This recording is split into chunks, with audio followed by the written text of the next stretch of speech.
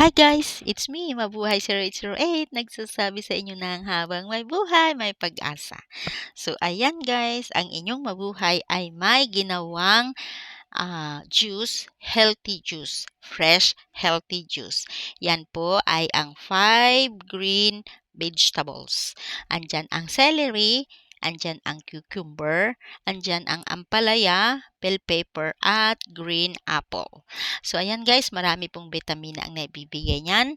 Sa katulad ko po na medyo mataas ang sugar, medyo kasi lumagpas lang sa 2 level po siya. So, kailangan po 6.9 is nagiging 7.1 po. So, kailangan ko pong mag-reduce para po hindi siya magiging diabetic. Hindi pa naman siya diabetic guys, so kailangan na natin i-control lahat. At ang isa pa ay ang aking bad cholesterol. Yung bad cholesterol ko guys is nasa taas at yung good cholesterol ko ay nasa baba. 'Di ba baliktad? Dapat yung good cholesterol ko nasa taas at bad cholesterol is sa baba. So kailangan ko po siyang i-twist at gayon din ang aking blood pressure. Medyo mataas po yung blood pressure ko. Medyo lang po, hindi naman siya yung mataas na mataas. Pero recommended na pong bigyan ako ng gamot for ilang years na akong nagtitik ng gamot guys. Gusto ko na siyang i-stop kasi okay naman na yung blood pressure ko. Pero ayaw nila dahil guys sabi ng mga doktor dito is since na-start mo na nag-take ng maintenance for high blood, kailangan mo ng continuous yun.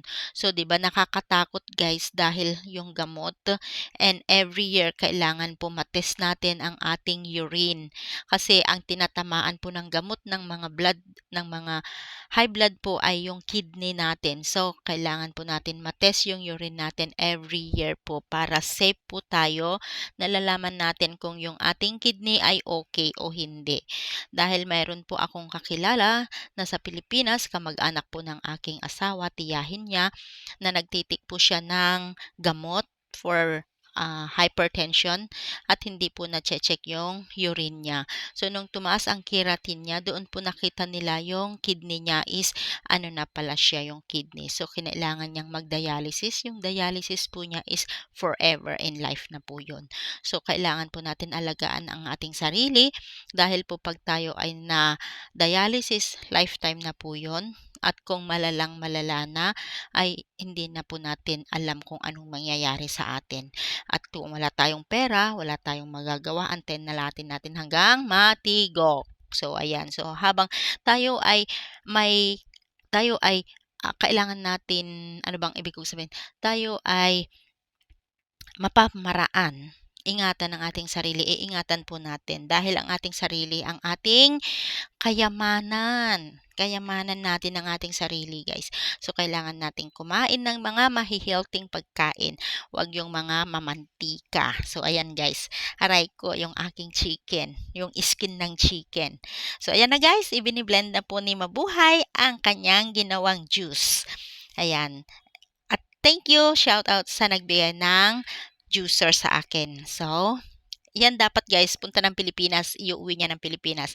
Naisip niya, mahal ang kuryente, so binigay niya sa akin. So, thank you, Che, sa aking bagong juicer. So, ayan guys, tapos na ang kanyang paggagawa ng juice. So, titignan natin, papakinggan natin kung anong comment ni Mabuhay tungkol dyan guys. So, ayan, pakinggan natin kung ano ang kanyang comment bawat vegetables. So, ayan na guys.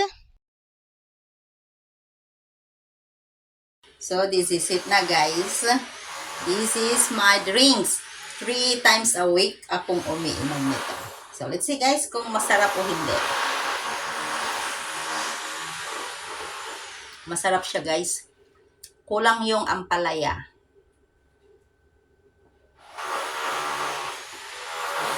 Yung celery, lasang-lasa.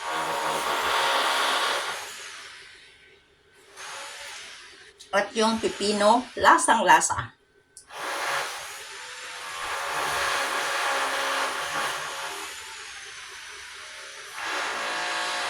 Yung bell pepper, okay lang. Perfect. At yung apple is perfect. Yung apple po, dalawang klaseng green apple yun. Yung isa is yung matamis, yung isa is yung medyo maasim-asim. So, yung medyo maasim-asim po ang kunin natin para perfect po. Ayan. So, cheers!